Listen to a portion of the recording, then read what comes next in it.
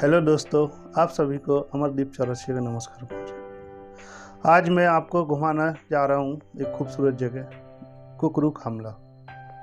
यहाँ पे sunset point के साथ साथ खूबसूरत वादियाँ आप देख सकते हैं। और यहाँ पे मध्य प्रदेश गवर्नमेंट ने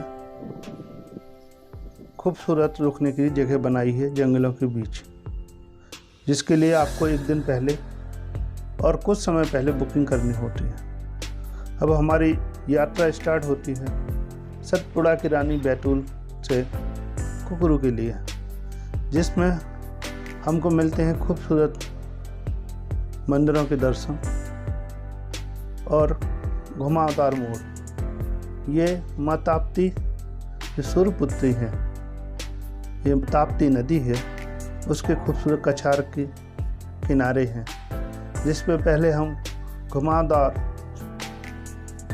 रास्तों से नीचे जाते हैं और माँ ताप्ती के दर्शन करते हैं। यहाँ की हरे पेड़ों को देख के ऐसा लगता है माने हम प्रकृति के बहुत ही करीब आ गए हैं और हम शायद उनसे रूबरू हो रहे हैं। और इसी यात्रा में हम माँ ताप्ती के दर्शन करते हैं, जिसमें बहुत सारे श्रद्धालु आस्था की डुबकी लगा रहे होते हैं। और वहीं पे ताप्ती नदी के किनारे भव्य शिव मंदिर भी है।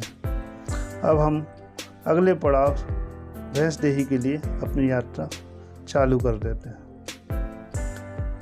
भैंसदेही बैतूल से लगभग 50 किलोमीटर की दूरी पर है और लगभग समुद्र तल से 800 मीटर की ऊंचाई पर है।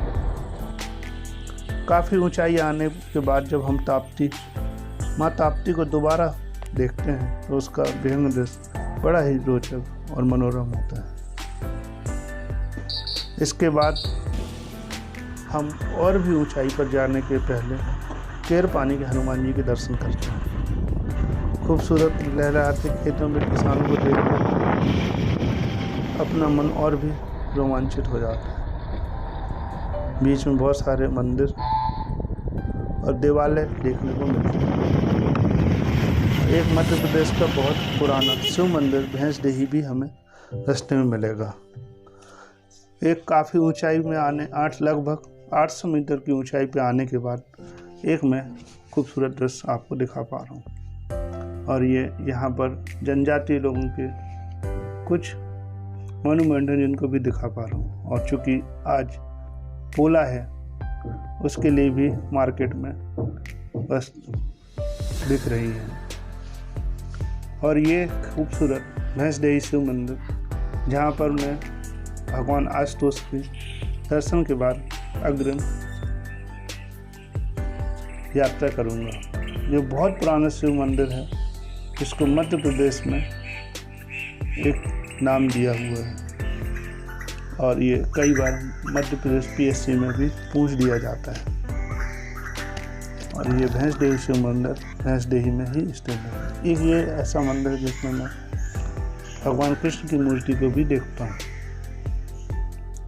और भगवान आदि आशुतोष के दर्शन के पश्चात हम चलते हैं अब कुकरू की ओर। और अब लगभग हम 1000 मीटर की ऊंचाई पे है। यहाँ पे खूबसूरत छोटी झील है जो अभी पानी से लबालब है।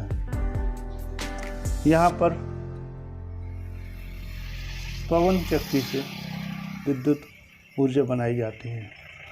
ये इतने विशालकाय हैं कि इनको देख के और इनकी आवाज़ से रोमांच महसूस होता है। और इतनी ऊंचाई पे होने के बाद मैं बहुत दूर तक देख पाता हूँ, वो भी किसी रोमांच से कम नहीं।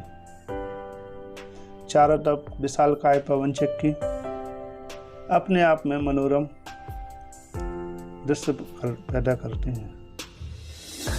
और जब मैं इनके पास जाता हूँ तो अपने आप को बना पाता हूँ। आज के सूरज ने ये अलग हवा बिखेरी हुई है। और मैं अब आपको ले चलता हूँ कॉफ़ी के बागान के बीच। मध्य प्रदेश का एकमात्र ऐसा स्थान जहाँ कॉफ़ी उगाई जाती है। मिस फ्लोरेंस ने, जो एक ब्रिटिश महिला थी, 1944 में 44 हेक्टेयर में कॉफ़ी यहाँ लगाई थी। और ये कुकरू जहाँ पे हम आज रुकेंगे, ये मध्य प्रदेश गवर्नमेंट के संरक्षण में कार्य करता है।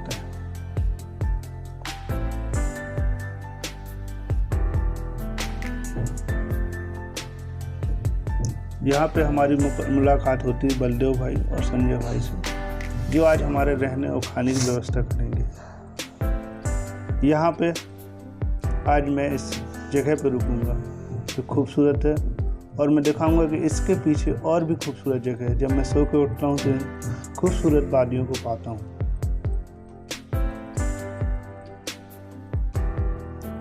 और यहाँ से निहारता हूँ इस कुकरू की वैली को। अब मैं दिखाता हूँ वो खूबसूरत कॉफ़ी के बागान जिनमें कॉफ़ी उगती है। ये लगभग 44 हेक्टेयर में, और इनको उगाना आसान नहीं है। इनको उगाने के लिए ये कॉफ़ी के बीज, हाँ मैं बता रहा था, इनको उगाने के लिए पहले तो जंगल लगाने पड़ते हैं और उसकी छाया में कॉफ़ी के पेड़ लगाने पड़ते हैं। ये इतना आसान नहीं है, और मौसम शुष्क और ठंडा होना चाहिए।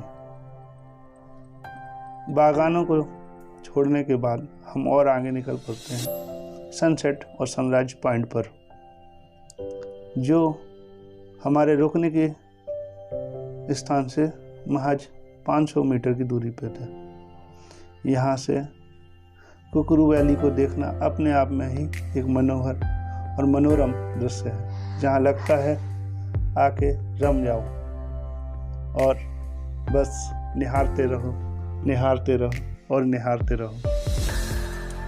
कुकरू मैं पहले भी आ चुका हूँ, पर ये मेरा दूसरा ट्रिप था जिसमें मैं अपने आप को यहाँ आने से रोक नहीं पाया।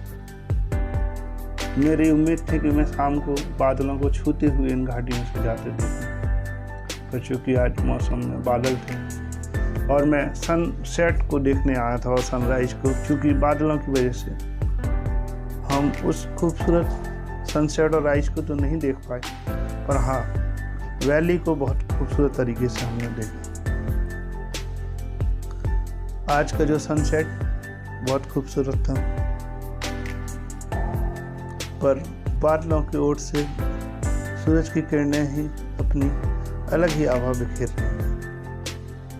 कुकरू अपने आप में ही अलग है, ना तो नेटवर्क ना ही दूर दूर तक कनेक्टिविटी, बस आप और प्रकृति दोनों आपस में सामंजस्य बैठाते हैं। मेरे मित्र आशीष, जो मेरा कई बार इन यात्राओं में साथ देते हैं, और ये सनसेट की जगह है, पर बादलों ने ओझल कर रखा है आज सूरज को।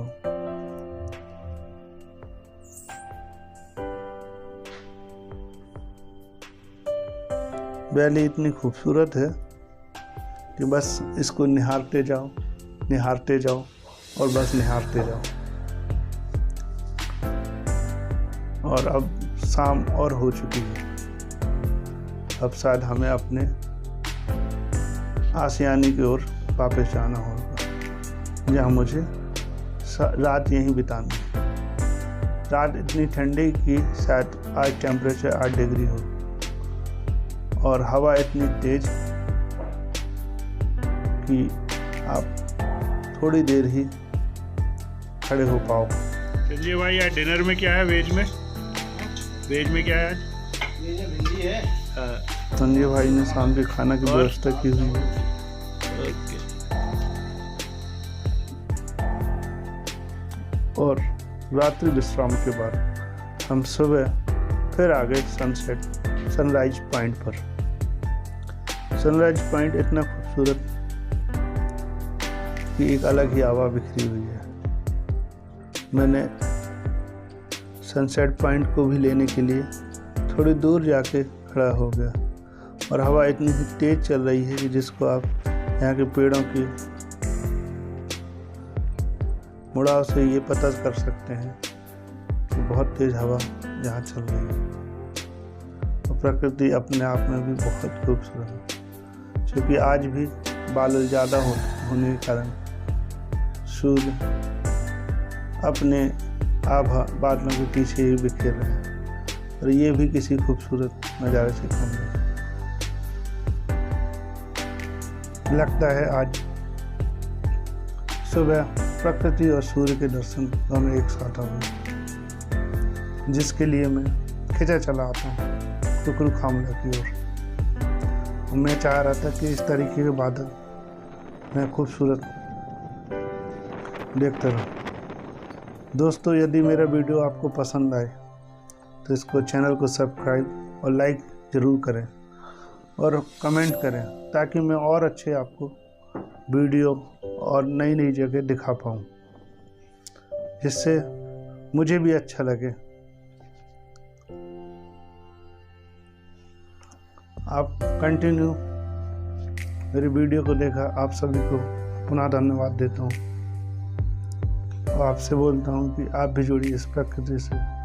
पेड़ जरूर लगाइए, प्रकृति को बढ़ाइए, क्योंकि इसको देखने की एक अपनी ही आभा है। अब समय है माता पिता की वंदना करने का, वापस आने का।